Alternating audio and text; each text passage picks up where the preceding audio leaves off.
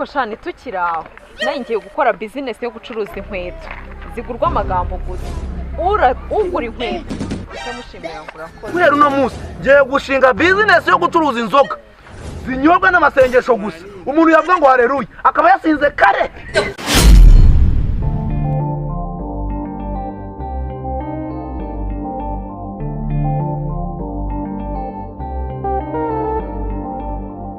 Muri aka kanya yanjye rero mo ndibaza igisubizo nkibaza n'icyo ndi gukora hano.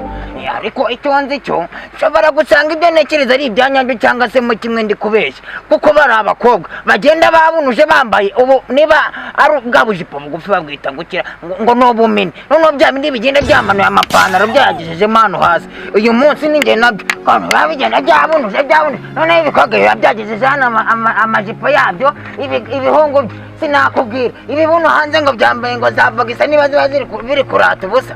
Uyu munsi mana yanjye ngomba kubakora nk'ako imbwa yakoreye ya yindi yo mu musozi.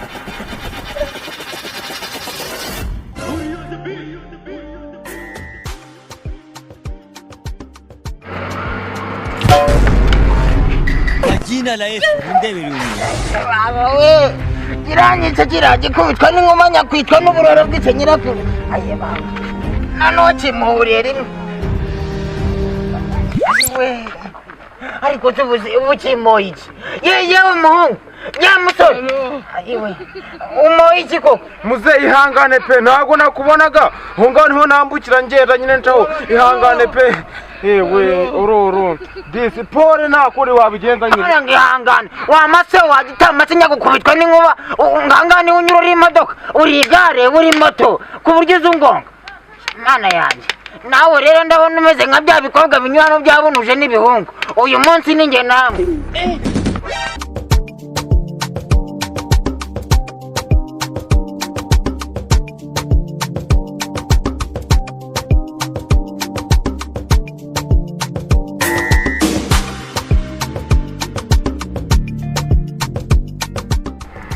yewega noneho uyu munsi nabazaniye amakoti meza ku biciro nk'iby'imineke kabisa. Uyu munsi ndabatamo niwo munsi wanyu utari bumbone uyu munsi nta wundi munsi azabona imyenda nk'iyi ngiyi. Ikoti ryiza ry'ibihumbi 7 uza neza nk'ukaturira. Ikoti ryiza ry'ibihumbi 10 uza neza nk'ukaturira. Igihumbi 10 ndakukaturira ibihumbi 2 ubwo no 8. Igihumbi 7 ndakukaturira 2 ubwo n'ibihumbi 5. Uri hehe we bakiriya beza mutebuka mbihera imyenda. Shani ya mukiriya mwiza nagushaka agakoti se akira bansuzuma kangaka. Fita amakoti meza ku biciro bikeya iracirisa gose akira. Kangaka atari keza ntabiza abakobwa mu mukunda twera tw'umweru akira. Kwipima biremewe rwose ko arafiki ni karibu. Asubundi ngiye bakubwiye ko nshaka amakoti. Asubundi ninde wakubwiye ko gucururiza mu muhanda byemewe? Ubundi imodoka zizajya zica mu muhanda cyangwa zizajya zica mu ijoro. Aha reka ncururize mu muhanda kuba nagira aho nkorera. Reka nkomeze ncuruze wenda leta yazama ikibanza. mbera kwera mungu ko byagenda kose ashobora kuba setse ngo ikibanza sininde yakubwiye ko mu muhanda bagucururizamo byemewe ariko urasetsa kabisa ninde yakubwiye ko ritanga ikibanza ku bantu basetse.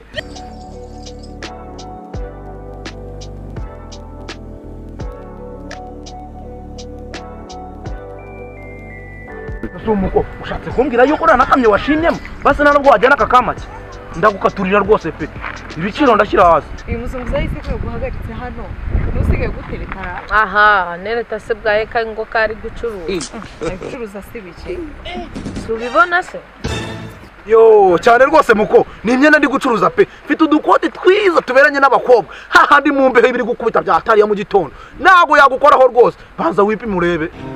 Sha cyane rwose nanjye nahoze mubwira ko gucururiza mu muhanda bitemewe ariko yanze yananiye. Ariko shani tukiraho nayo ngiye gukora business yo gucuruza inkweto zigurwa Amagambo gusa. Ugura inkweto ndamushimira ngo urakoze.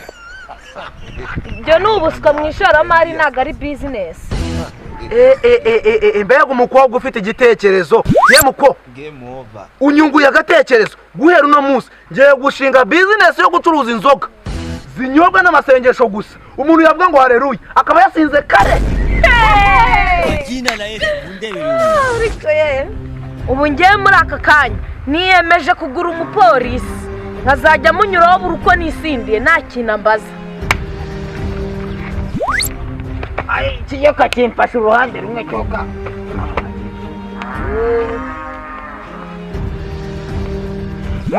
Mukomere. komera cyane muzehe. Namahoro. Ariko hari ikintu numvise, iyo nzira ugiye kugura niyo munzwe cyangwa ni igihandagaze kintu. aha muze aho ngaho rwose nanjye nagufanye ubajije ikibazo kizima niko muko kuvuze ngo uzagura inzira n'umupolisi uzajya ugendana mu mufuka ntabwo uri muze reka kubwiza kuri pe iyo business yo nayipanze nanayujuje. ese shaka ko ndi kubona wakoresheje inama hano mu muhanda imodoka yanjye ikabibuza ahantu ica wowe vipi zawe buri imodoka yewe twayibujije inzira reka twigende. Kwa jina la Yesu mundebere umuntu. Sinshaka kwirukanka kuko sinshaka kuko narabona filime ibanziriza. Jina la Yesu.